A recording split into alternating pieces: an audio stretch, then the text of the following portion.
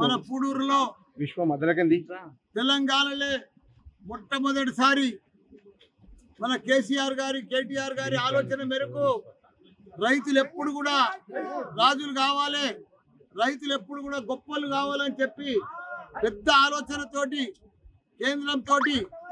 కేంద్ర బడ్జెట్ తోటి 4,70,00,000 తీసుకొచ్చిండు మా మల్కాజ్గిరి ఎమ్మెల్యే రాజశేఖర్ రెడ్డి గారు. గట్టిగా సపోర్ట్ కొట్టరు.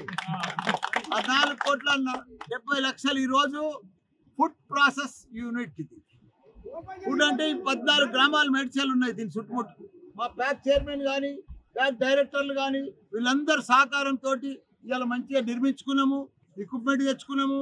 ఫుడ్ ప్రాసెస్ యూనిట్ ఈ రోజు ప్రారంభించుకున్నాం. దీంట్లో ఏంటంటే రైతులంతా కూడా మనం అంతా హైదరాబాద్ మల్కాజ్గిరి మేడ్చల్ రైతులంతా కూడా సిటీకి దగ్గర ఉన్నాము.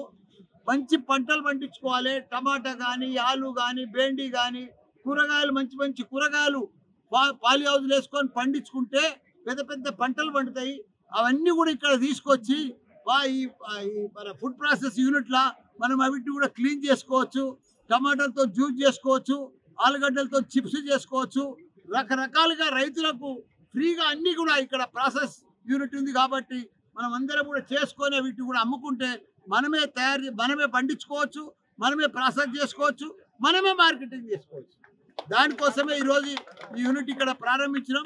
తెలంగాణలో ఎక్కడ లేదు, ఫస్ట్ టైం ఈ యూనిట్.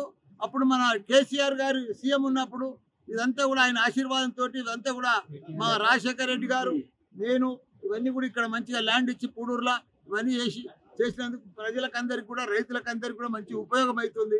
వాళ్ళందరూ కూడా ఇవన్నీ కూడా దీన్ని మంచిగా యూటిలైజ్ చేసుకోవాలి.